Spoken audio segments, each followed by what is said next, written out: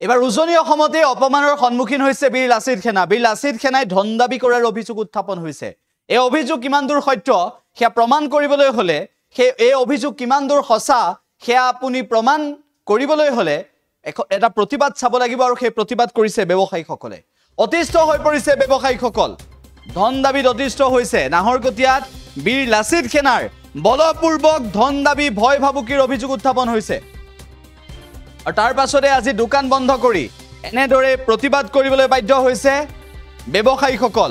আটাইতকৈ ডাঙৰ বিষয় হৈছে যি বীৰ লাচিত সেনাক লৈ উজনি অসমত সকলোৱে গৌৰৱ কৰে, সেই বীৰ লাচিত সেনাই বলপূৰ্বক ধন দাবী কৰিছে আৰু ধন দাবীৰ ভয় ভাবুকি ব্যৱসায়ীক দিছে, যাৰ বাবে ব্যৱসায়ীয়ে দোকান বন্ধ কৰিবলগীয়া পৰিস্থিতিৰ সৃষ্টি হৈছে।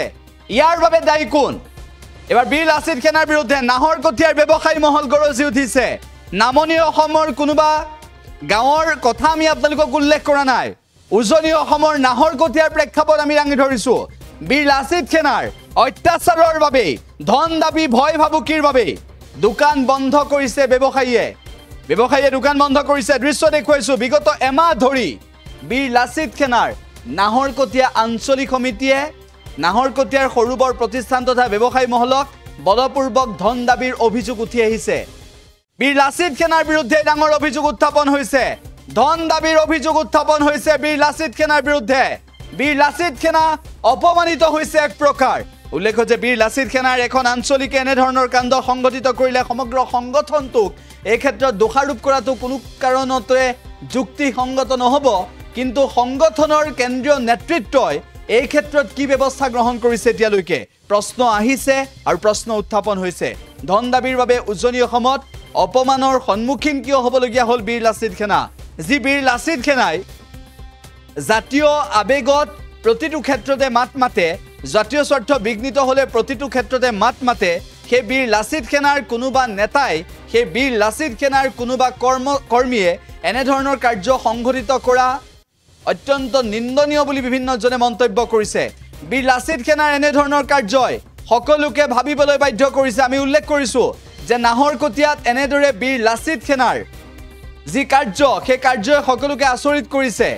লাচিত দিৱসৰ নামত নাহৰকটীয়াত লাচিত সেনাই ব্যৱসায়ীসকলক 5,000 পৰা 50,000 টকা পৰ্যন্ত দাবী কৰিছে।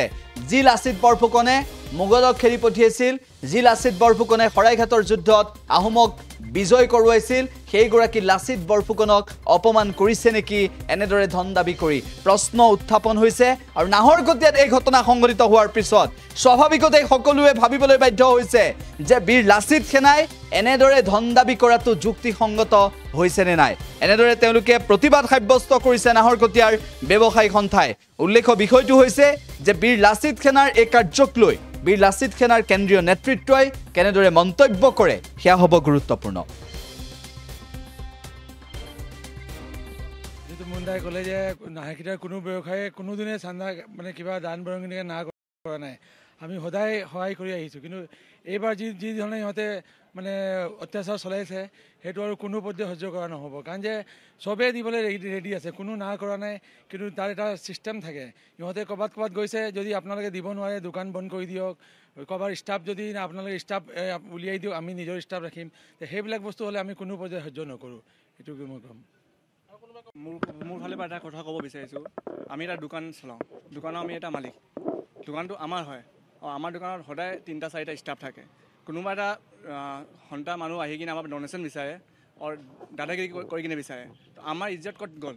আমাৰ ইজ্জত নাইকিয়া হৈ যায় ষ্টাফৰ ওচৰত। আৰু ডনেশ্যনো বিচাৰিব, লগত দাদাগিৰিও কৰিব। গাড়ীখনত লিখা থাকে একদম মাননীয় বুলি লিখা থাকে, একদম সাধাৰণ মানে ৰেচপেক্ট দি লিখা থাকে। যেতিয়া ডনেশ্যন বিচাৰি আহে তেতিয়া ৰেচপেক্টটো ক'ত যায়? ৰেচপেক্টটো নাইকিয়া হৈ যায়। ৰেচপেক্টটো নিদিয়ে, প্লাছ ডনেশ্যনো বিচাৰিব, দাদাগিৰি কৰিব। এইটো আমি সহ্য নকৰোঁ। ধন্যবাদ। দোকান বন্ধ কৰা আমাৰ আচলতে ব্যৱসায়ী সন্থা এইটো হেৰি নহয় আচলতে। কিন্তু আমাৰ আচলতে বহুত বিপদৰ সন্মুখীন হ'বলগীয়া হৈছে। প্ৰায় আমি যদি চাওঁ আজি 1.5 মাহৰ পৰা আজি আপোনাৰ বীৰ লাচিত সেনাৰ ফালৰ পৰা নাহৰকটীয়াত যিখিনি আপোনাৰ কাৰ্যস্বৰূপ তেওঁলোকে কৰি আছে, সেইখিনি আচলতে আমি মানে আমাৰ হেৰি বাহিৰত হৈছে মানে আচলতে মানে সীমাৰ বাহিৰত হৈছে মানে। কিয় চাওক আজি যদি আপুনি চাই প্ৰতিখন দোকানী কেনেকৈ তেওঁলোকে দোকান আজি ডেটত চলাই আছে তেওঁলোকে আজি আমাতকৈ ভালকৈ কোনো ক'ব নোৱাৰে তেওঁলোকে আপোনাৰ এনেকুৱাকৈ হেৰি কৰিছে যে আপোনাৰ দোকানখন আপুনি এৰি দিয়ক আপোনাৰ কালিৰ পৰা আমি চলাম আৰু ধৰক আপোনাৰ এনেকুৱা এটা ইনষ্টলমেণ্ট ছিষ্টেমত কৰিছে যোনটো টেক্স বুলি কয় যদি আজি ডেটত আমি যদি চাওঁ আজি আমি সেইটো এটা মই ভাবোঁ আজি এইটো এটা গুণ্ডা টেক্স বুলি আমি কওঁ আচলতে আমি ইমান কষ্ট কৰাৰ বিনিময়ত তেওঁলোকক টেক্স দিয়া কোনো আপোনাৰ এটা কথাই আহি নপৰে তাৰ সত্ত্বেও তেওঁলোকে ধৰক 15,000 20,000 টকা আপোনাৰ বছৰেকত 12,000 টকা তেওঁলোকে নিজে ডিচাইড কৰিছে যে আপোনাৰ প্ৰতি মাহেকে 30 টকাকৈ আপুনি থ'ব 50 টকাকৈ থ'ব ডেইলি ৱাইজত তেওঁলোকে মানে সেইটো আমাৰ মানে দাবী কৰিছে সেইকাৰণে বহুত আচলতে ব্যৱসায় মোক প্ৰায় পৰহি আপোনাৰ প্ৰায় 73টা কল আচলতে মোলৈ আহিছে তেওঁলোকে বহুত অতিষ্ঠ আৰু ভয় খাইছে আচলতে আৰু এনেকুৱাও হৈছে দোকান খোলাৰ আগত তেওঁলোক যেতিয়া সোমায় আপোনাৰ গধূলি সন্মুখত যেতিয়া সোমায় তেতিয়া বাকী দোকানখিনি বন্ধ কৰি দিয়া এটা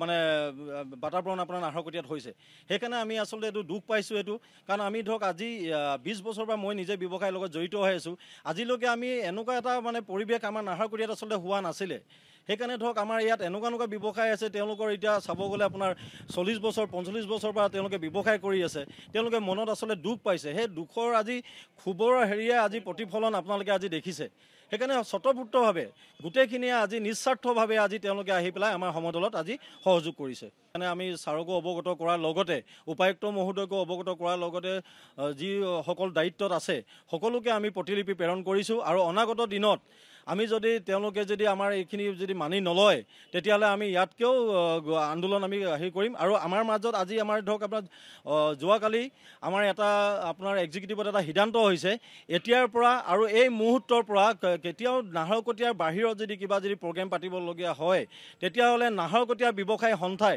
ইয়াত কোনো ধৰণৰ বৰঙণি এটকাও আমাৰ ব্যৱসায় দিবৰ কাৰণে প্ৰস্তুত নহয় সেইটো আজিৰ পৰাই আমাৰ এইটো লাগু হ'ব যাতে কোনো কালেকশ্যন ইয়াৰ পৰা তুলিব নোৱাৰে বীৰলাচিত থানাৰ যোনটো প্ৰগ্ৰেম তেওঁলোকে দুলীয়াজানত লৈছে আজি যদি আপোনালোকে জ্ঞাত আমি যোনখন যদি লেটাৰখন চাওঁ তাৰ লেটাৰখনৰ হেডতে লিখা আছে ডিব্ৰুগড় আৰু দুলীয়াজানৰ ৰাইজৰ সহযোগত বুলি দিয়া আছে যদি দুলীয়াজান আৰু ডিব্ৰুগড় ৰাইজৰ সহযোগত যদি দিছে তেতিয়াহ'লে নাহৰকটীয়াৰ পৰা তেওঁলোকে কালেকশ্যনত ডিমাণ্ড কিয় দিছে সেইটো আমি দুখ পাইছোঁ আচলতে আজি যদি নাহৰকটীয়াত আজি যিসকল আজি জাতীয় সংগঠনখিনি আছে ইমান ধুনীয়াকৈ নিজৰ ককাই ভাই হিচাপে আমি আজিলৈকে চলি আছোঁ আমি দি আছোঁ যিকোনো খবৰৰ বাবে যোগাযোগ কৰক 7099017330 অথবা 70990171